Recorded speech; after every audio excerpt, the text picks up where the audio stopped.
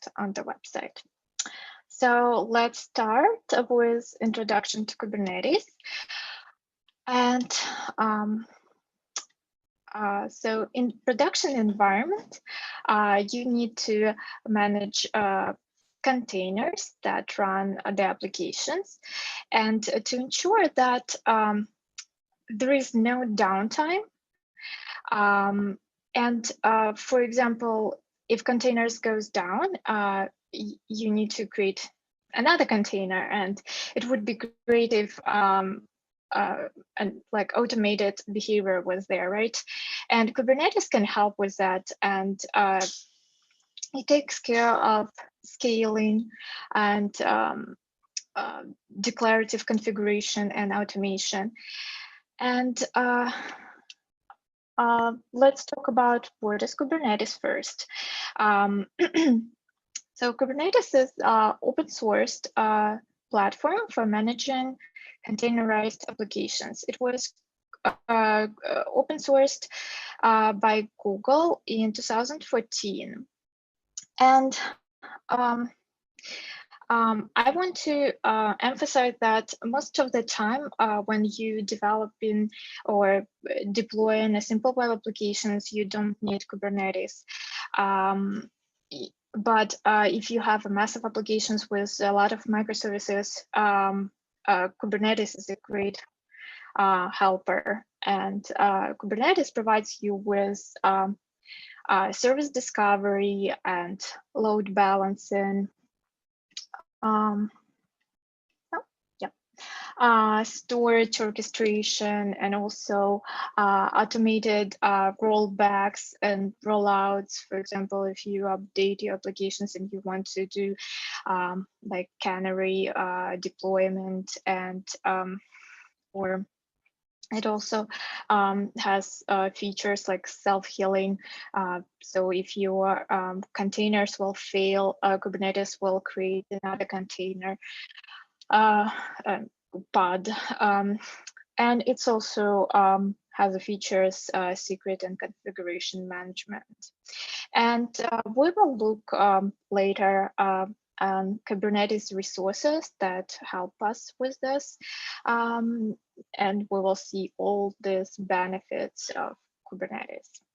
But before we will jump to the demos, we will talk about Kubernetes architecture. So when you start your journey with Kubernetes, you create a container, you create a cluster. And Kubernetes cluster consists of worker machines called nodes that run containerized applications. And every cluster has at least one worker node, and the worker nodes host pods. Pod is the smallest object in Kubernetes, and pods contain your containers. And also, there is another important component called control plane, and control plane manages the worker nodes and the pods in the cluster. And control plane in production environments usually runs across multiple computers to ensure fault tolerance and high availability. So also you might use, so there are two types of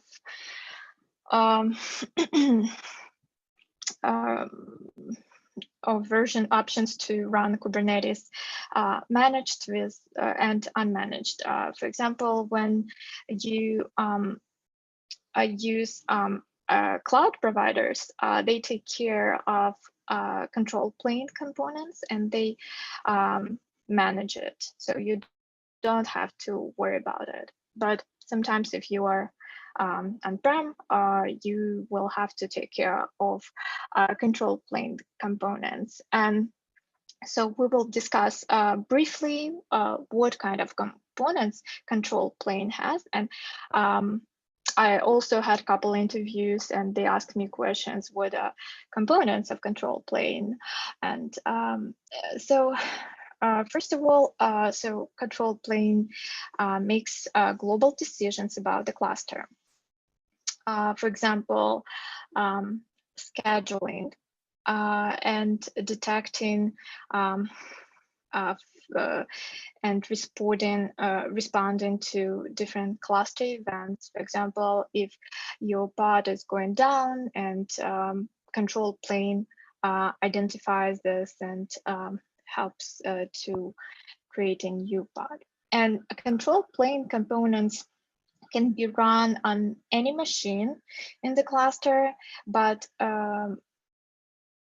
usually control plane components run on separate machine than user containers or application containers. So this is components that are different, runs on different machine.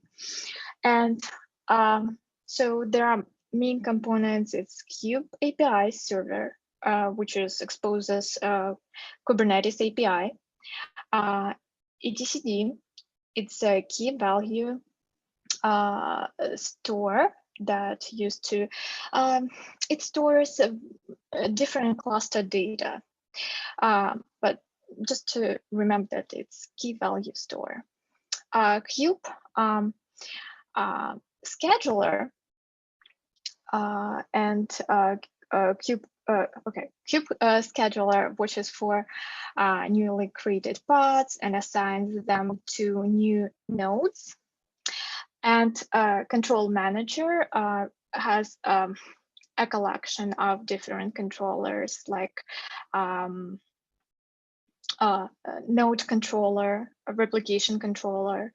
And also, if you're using a cloud provider, we have cloud controller manager. But again, if you're on-prem, you don't have cloud controller manager.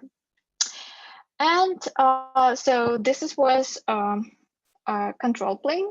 So now let's talk about node components. And it has kubelet and kube proxy.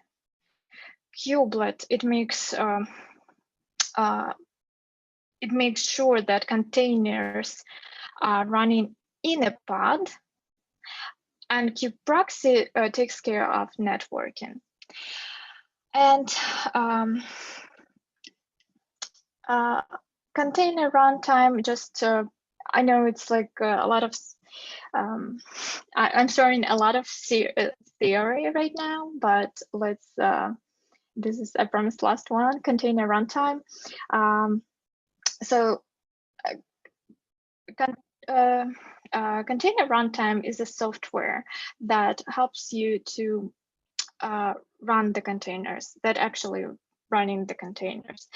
And there are different types, and Kubernetes supports several container runtimes, and one of the most popular, like Docker, Containerd, CRIO. So this is for running containers. And I think Lorna will tell you about managed and unmanaged ways of running Kubernetes.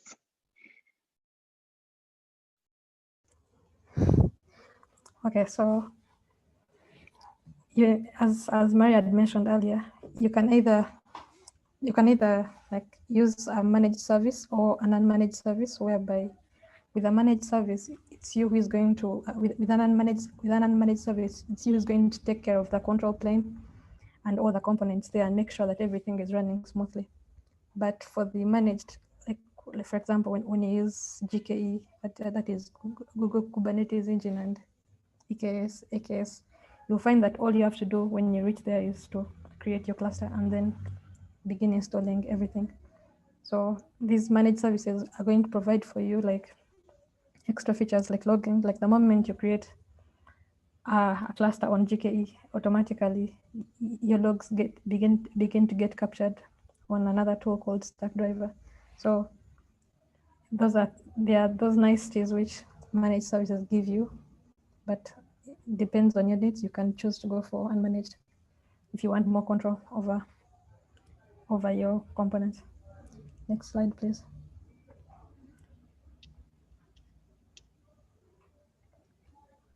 Yeah, so how we have different ways of interacting with Kubernetes. So one of the tools we use is CubeControl, which we are going to show today. Like, it does a lot of things. So you can use it for managing your applications on Kubernetes and even scripting. There are also other methods like Helm, but that's not, we won't be looking at that today. For today, we shall be focusing on CubeControl. So next slide, please. So Kubernetes has, so Kubernetes Objects, I think. So like whenever Kubernetes represents entities that you're running as objects. So these entities are like you describe. It is like they have two parts. Okay, the spec and then the status. So the spec describes the characteristics of your entities and what you and the desired state. So you'll find that sometimes the desired state is not actually what's happening. So they have a status part which explain like the current state of the object. We shall look at all that in the future. So I mean soon. Next slide, please. Yeah, so we have different objects which Kubernetes represents workloads. One, I think that the most popular is deployment, then pods. So pods, as Mariia had mentioned, are the smallest unit of deployment on Kubernetes.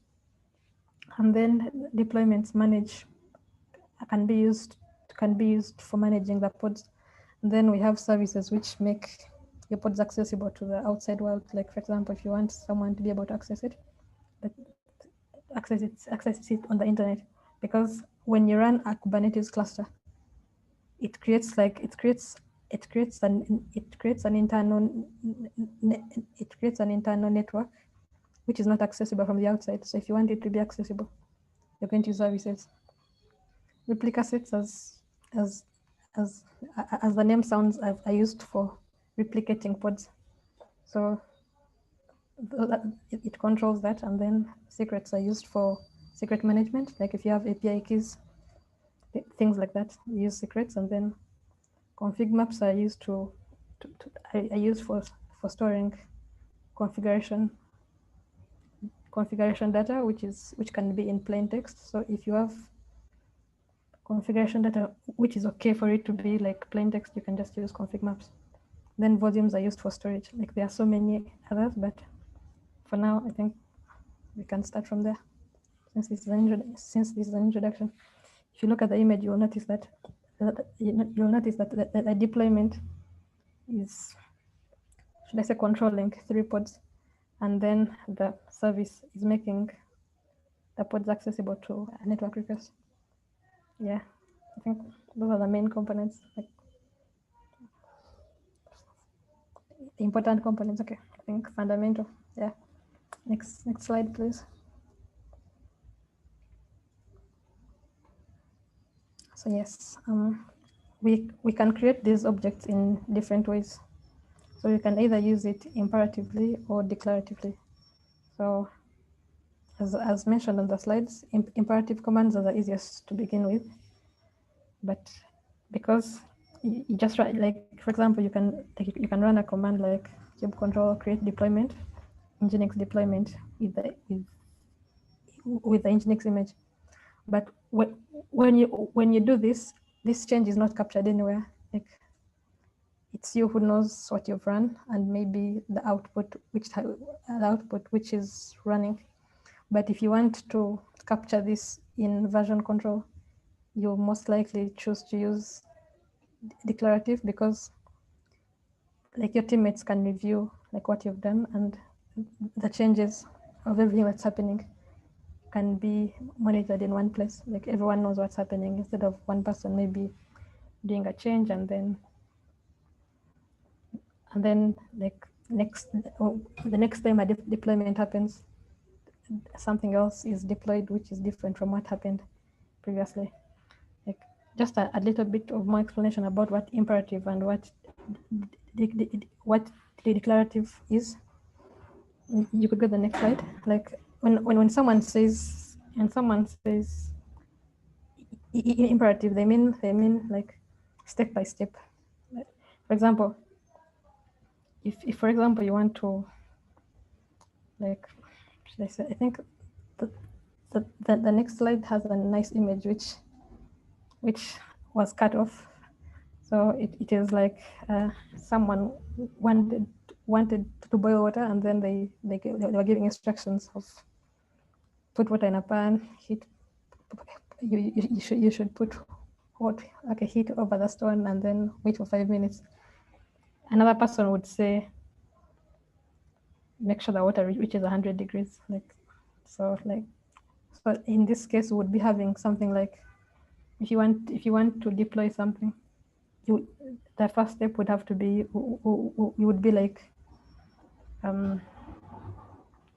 we have this image, like we have maybe a computer, install this, install maybe, we have a plain computer, install the OS, make sure it has this software, but instead, like with the declarative management, you have everything packaged together, and then you run one command which determines what should happen.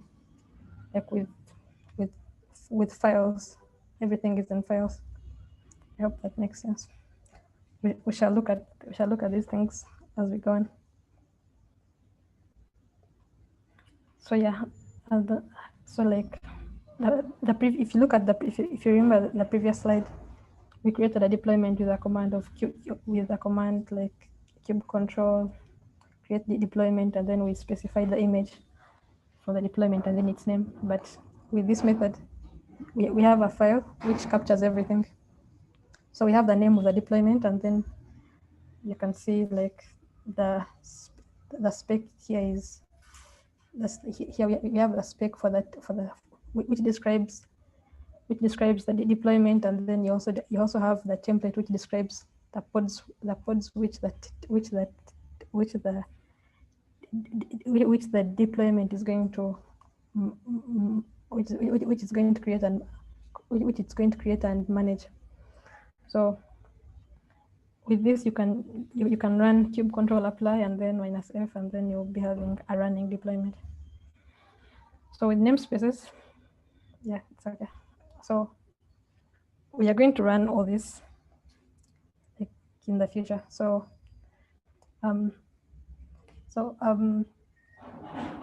when it comes to deployments, okay, I mean namespaces are a way of dividing a cluster into like virtual clusters.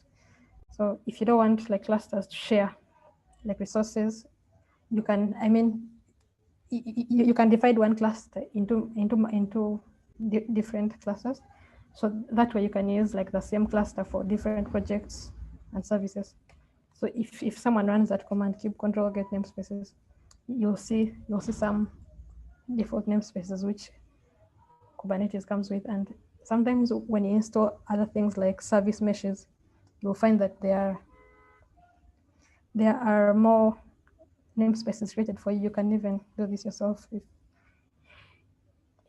you want to divide your cluster. So I just wanted to point out that whenever you do not see a -n default or a -n maybe namespaces, like something, if you run a command and then there is no like default, I mean like there is no namespace specified, it just means that you are referring to the default namespace.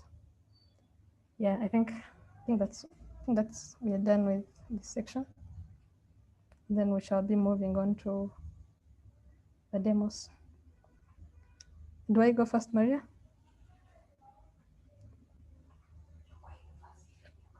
Okay, so I can go first. If you okay. Okay, let's start. So this was a little bit of theory, and let's start with our demo. You can find a demo here. I have already, it's on my laptop, but I sent the link in the chat. So let's go here. I hope you can see my screen. Let me know if you want me to make it bigger.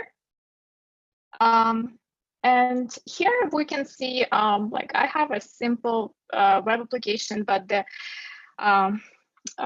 for the sake of time and just for example of how to run applications in Kubernetes, I just created a hello world application.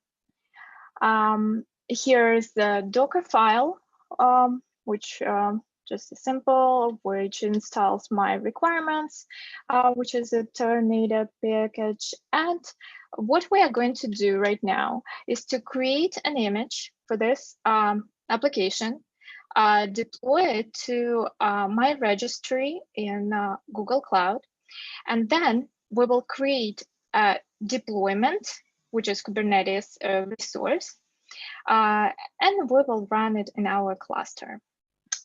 So let's start with creating an image. I hope you're familiar with this.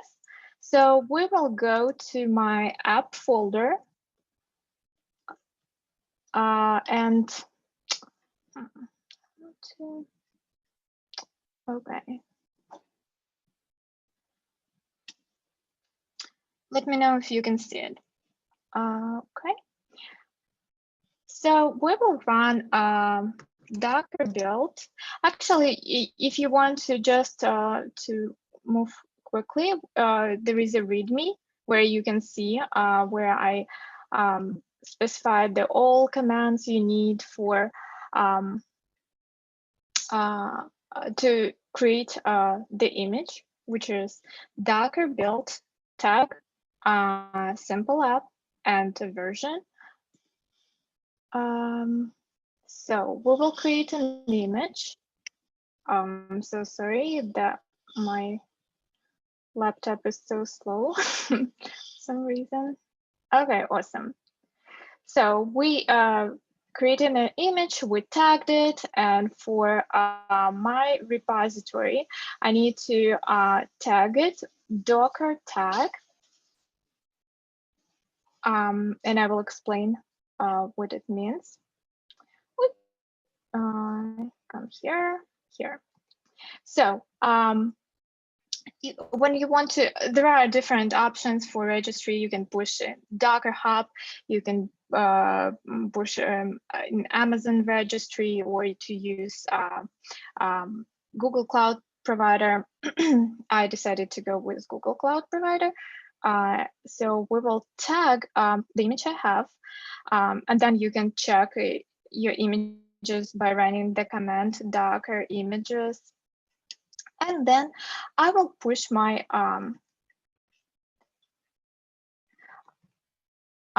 image to the registry, and then you can go to your project and to container registry to see your images,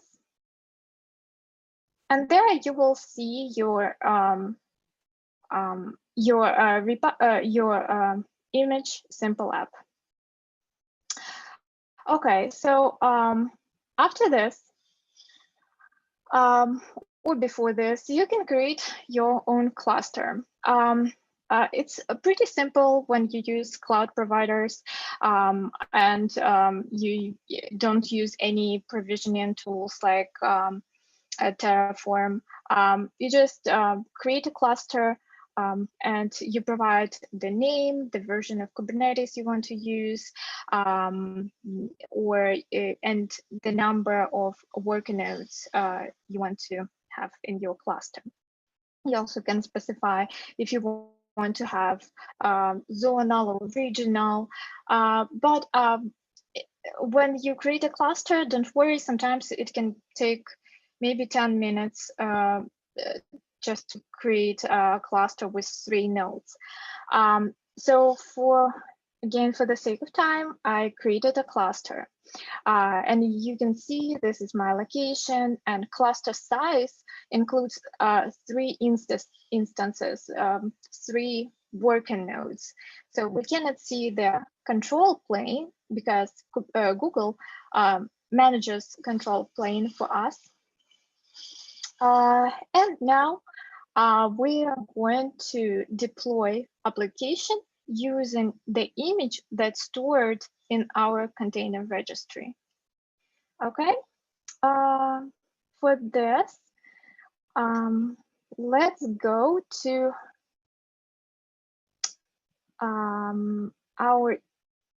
the folder called Kubernetes Resources, and the file is deployment.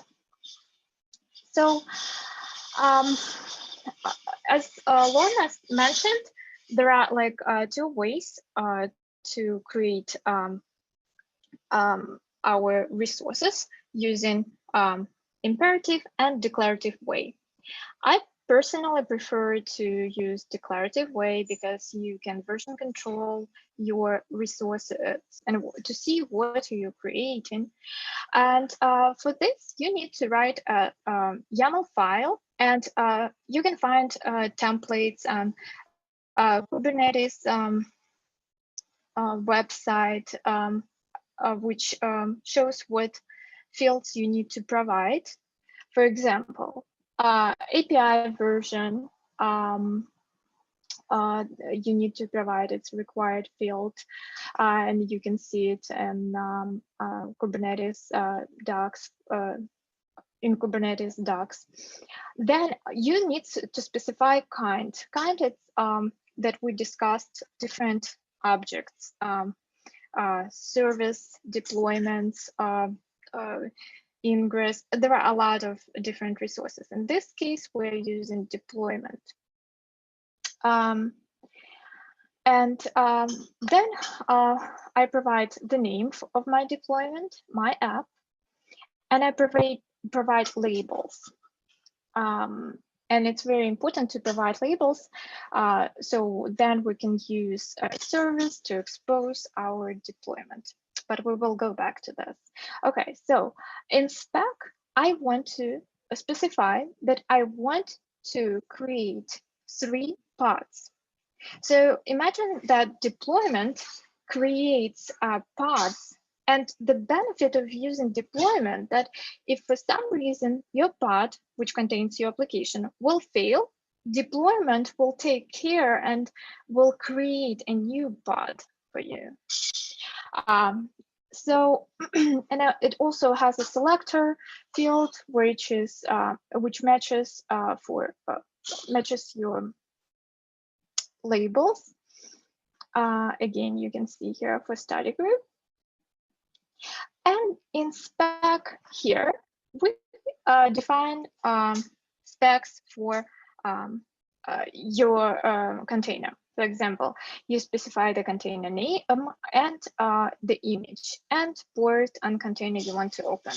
As you remember, in my application, the port 888 was created and was opened, and we will specify this in spec file.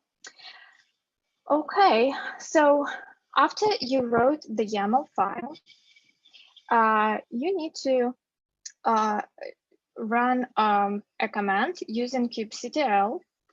And let's go to our terminal and run this command. Yeah. Okay. Let's go to our folder. And we will run kubectl apply -f, and you specify the name of the file. In my case, it's deployment.yaml. Okay.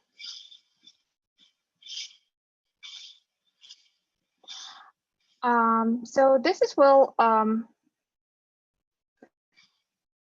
so we can see output. It created deployment, my app. And again, let's see what pods and how many paths deployment created. For this, we can say cubectl get path. Okay, so as you remember, in YAML file, we created a deployment with 3 replicas, and which means that we're asking for 3 paths and deployment created. And you can see the status that it's running. Okay, so now how can we access our application? For this, we need to create service. There are 3 types of services: node port, cluster IP, and load balancer. And again, I want to create service in declarative way using YAML file, and we can see this YAML file here. So again, you specify the kind that this is a service, you give a name, and you specify the selector with labels for study group, and you specify the port you want to open and port for the container. And you need to specify type load balancer, which will tell our cloud provider to create load balancer and expose it on port 8. And again, we can create it using our terminal, kubectl apply -app service. And it will create service. And by the way, you can see everything in our console. For example, workloads, it will say that we have a deployment workload. We also have services, and it's creating the endpoint. An endpoint, it will be your IP, where you will be able to find your web application.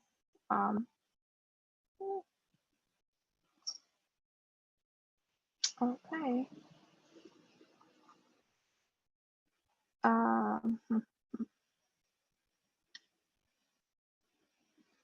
Okay, awesome. It's created. Awesome. So we deployed our simple web application. I know it's very simple, but for this introduction, it's pretty enough. And I encourage you to create like a simple application. You can use this one, and to try to create a pod deployment and expose it with service. And when you want to delete your application, you use command kubectl delete, and you can delete service, you can delete the deployment, and to recreate all of this again. Okay, I will. I think I'm done with this demo. Lorna will show us her demo, and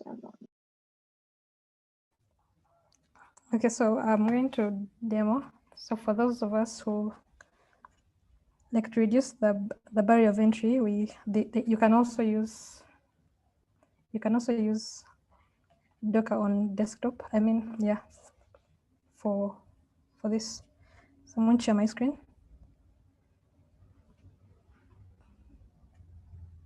Okay, I hope you can all see my screen. So here we are. So if I used the same application as the previous demo, so I wrote the deployment scripts, and then that's what you're going to see. So in case you're wondering, we are going to be using Docker for desktop. So if you go to your Docker icon, whichever machine you're using, I'm assuming we all have Docker. You'll come to, like, if you come to, you'll see this Kubernetes icon. So you can already see I'm using Docker desktop for this. If you go to the preferences, you can see that. Okay. you can see that there's this option where you can enable, if you don't have it enabled on your computer, you can always enable Kubernetes, and then if you're done using it, you can always reset the cluster. So maybe one thing you can notice that you might have to increase the memory. You let Docker use whenever this option is enabled. So yeah, so in case you're wondering, I guess so we are going to do it on a local machine and see how we could replicate the results which Mariia has. So the first thing is we have an API. It has both a backend and a front, and we have an application with an API and a front end. So the API just fetches weather data from an external API, which is Open Weather Map, Open Weather API. So that's the one we're using. So when the API fetches it, the front end requests from the API, and then it reads it. That's what's happening. So as you can imagine, for the backend, we need a secret because we have an API. So okay, this I'm not supposed to show this, but I'll go back and delete the secret immediately. I'll go back and delete the API key as soon as I'm done with the presentation. So I can choose to create it. Like this is the imperative way, or I could have chosen. I can choose to create it with this method. So either way works. But if you notice, this is base 64 encoded. It is base 64 encoded, but the moment I run this, it's going to generate the same API. It's going to generate this. It's going to encode API key and the secret key base. It's going to encode them with base 64. So it's going to generate the exact same thing. So first of all, so the first step is for me to deploy an application on Kubernetes. I need to have my images. I need to have Docker images. And right now I'm using Docker Hub because if you notice, I'm just using my username and then the name of the image and then the tag. So you can see that this is my account on Docker Hub. This is completely free. If it's public, it's free. So I uploaded them. You can say I uploaded them like an hour ago. So these are the ones I'm using. So you can actually go and use them and try, as long as you have your own API key and fill in your secret key base. So I built the images and then I pushed them to Docker Hub. But I think one thing you should note, whenever you're pushing an image to a registry, you always have to put like the registry name and then the username. But right now, because I'm using Docker Hub, like by default, it's going to be Docker Hub. So I do not need to specify the registry name I'm using. And then I just go straight to the username and then the image name and then the tag. So we are going to create the secret. For the secret, I'm going to use the imperative method so that we can compare with, yeah, if you notice, I had selected I'd selected Docker desktop. So I'm going to select, so we are going to try to see this secret we have created. So I called it this. So like when I do this, you'll notice that this is almost like the exact, see the API key and then the secret key base. So you notice it's the same thing because it's base 64 encoded. And then yeah, so this is what was generated from the imperative command. So now since we have our secret, this secret is being used by the backend deployment. So I'm sorry, This is not the backend deployment. This is the backend deployment is right here. So we have a deployment name as Mariia had mentioned, and then the replicas, the number, and then I specified an image pool policy of never because I have those images locally and I don't want. I could just remove it and it always pulls them, but it doesn't. I don't know. So I specified environment variables. This is how you do it, and then also this is how you use an environment variable from a secret. So if you notice, we have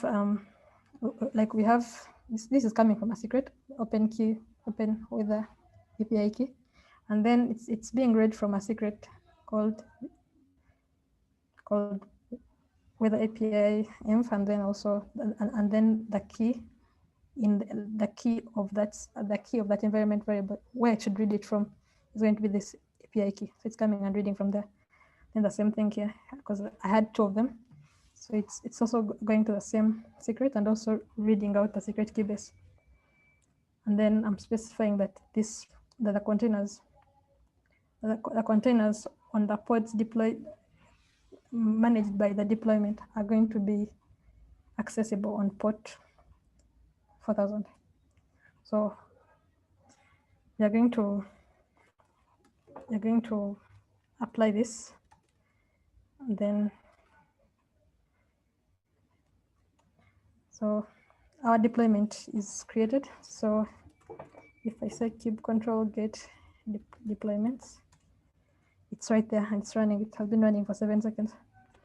So if you want to like debug your, if you ever want to debug like a running container, I mean a running pod, you can always like right now I just want to see whether whether this deployment is working fine. What I'm going to do, you can interact with it using port forwarding. So when I do this, it knows that I'm specifying a pod. So if you wanted to specify this a deployment, you could have said deployment then slash with API deployment. So I'm mapping 4000 on my local environment, 4000 inside that port. So when I sorry, it's port forward. So when I do this and then I come and access localhost 4000, I'm going to run, because it's running on the Endpoint API, it's going to be right there. So you can see that okay, by default when I said API, I set the default to be the city I'm in, which is Kampala. So it gives you a result. So that's what's happening there. So we have now verified that our pod is actually running and it can receive requests, as we have seen there. So the next thing we are going to do is, because we want this deployment to be able to interact with the front end. So we also have the backend service. So yeah, backend service I specified it as load balancer. When I'm working locally, like you saw with Mariia had an external IP, but right now when I use when I CubeControl apply, sorry, this is backend service. It's going to create a new service, and then the external IP is going to be localhost. I'll just be accessing it from localhost. But I want this backend to be accessible to the front end. So I'll also deploy the front end, and then so we get apply. So I'm using the front end image. Deploy. So I have that's the second deployment running, and then I'm also going to create a service for the front end. So there are a bunch of things I had to do to make sure that the front end can work with the back end, and I'll show that in a little bit. So when I run this I specified the front-end service to, okay, let me put the front-end service here. It's also of type load balancer, so we are going to access it via localhost, that's its external IP, and then it is mapped to port 80. So the front end is actually, the front end are static files running on, if you look at the Docker file, the front end are,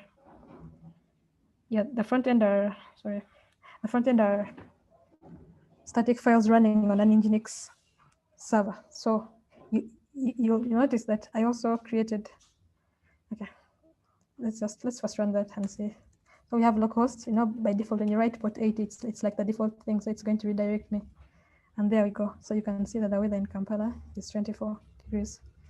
My go-to cities, I'll go to Nairobi, I'll go to maybe, I don't know, I have, yeah, so let's see, like you can see that it's working, and then, but then, so for the way the front end is actually interacting with the backend, it's a bit tricky because I know we have like a front end, we have like a backend service, but then if you do not want to, you don't usually want to expose it to the outside world because you only want the outside world to access your backend through the front end.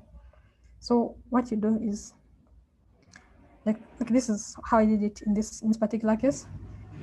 I specified default Nginx configurations. So in that, I specified that if the front end receives a request on this endpoint, it should proxy it to the service which you created, and this service is actually mapping on port 4000. So that's basically what's happening whenever the front end receives a request via this endpoint, because you notice that it's actually let's say network. It's going to be this request is actually being sent to the front end itself via itself, but whenever it receives it, the Nginx becomes the proxy, and then it sends it to the backend, and then it's able to interact with the backend. Because if we use the service here, this service like its DNS is not registered on the internet, and therefore we can't really use it we can't use it directly unless we expose it, and we don't want to expose it, so we use Nginx as a proxy to make sure that the front end can interact with the backend. And then, yeah, I think that's all from me. Thank you very much.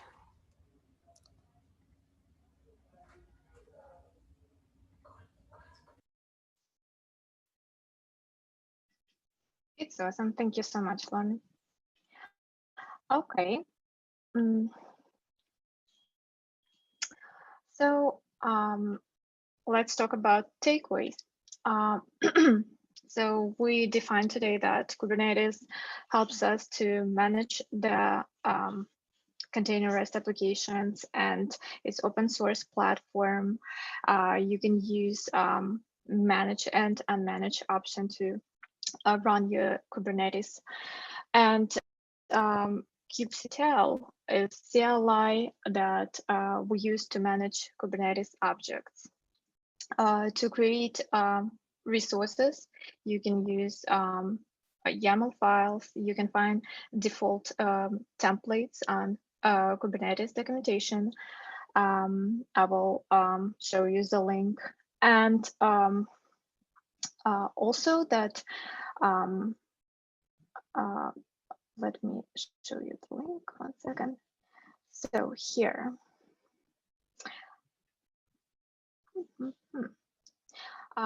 So I encourage you to go to tutorials for Kubernetes.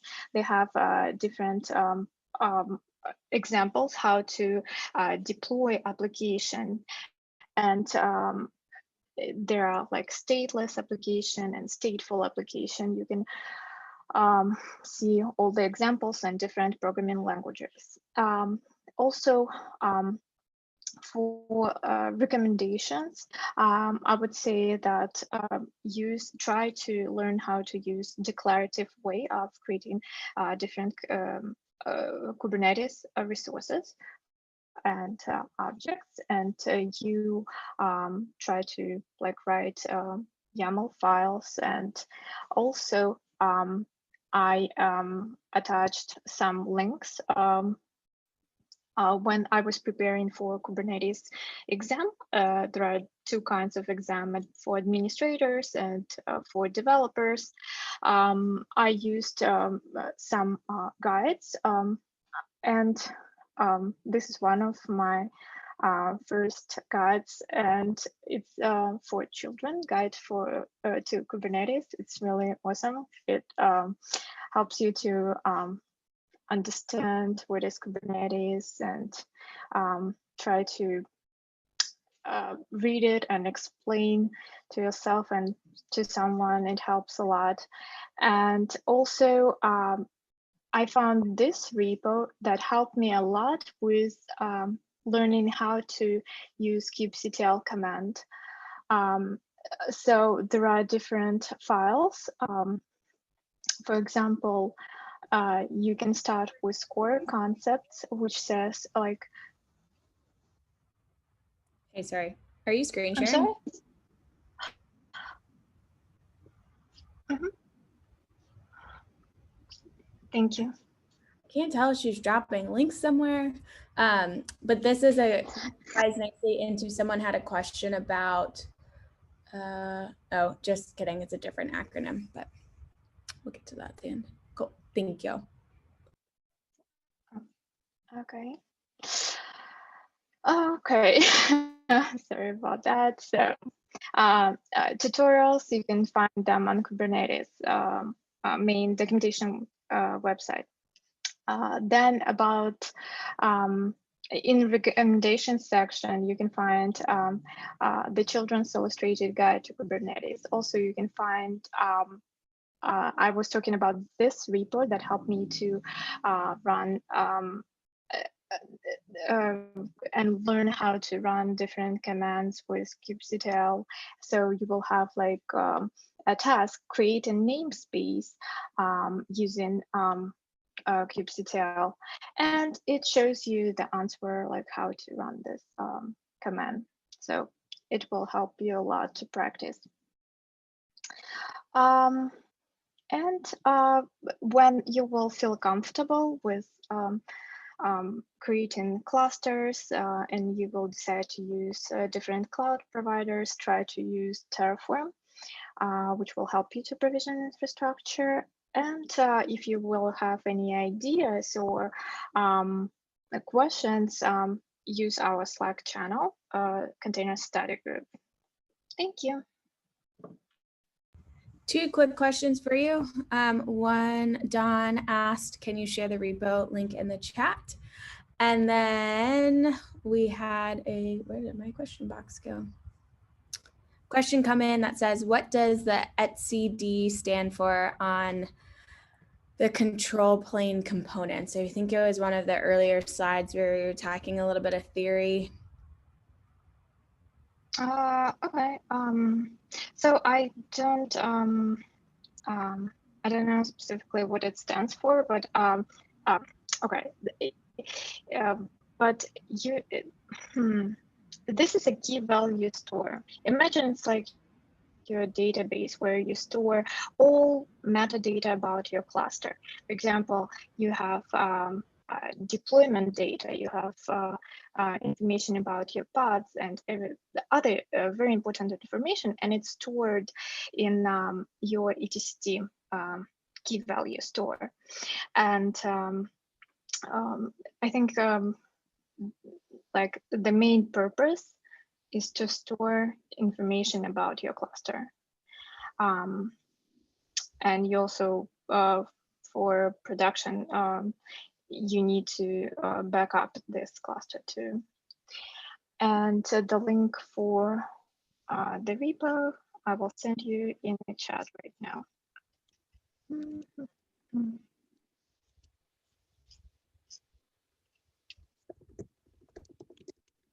Any other questions?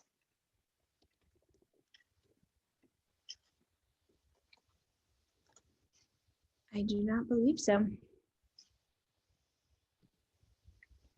Okay. Thank you so much. Thank you for the great resources, and thank you for a wonderful lunch and learn. For those who are looking for more opportunities to chat with this group, join us on Slack, where we continue the conversation. Mariia and Lorna post amazing quizzes to test your knowledge about whether or not we remember all the great things that they taught us today. And that's where a lot of our communications for the group goes down. Looking forward to seeing you all at our next container study group meetup. Have a fabulous Wednesday.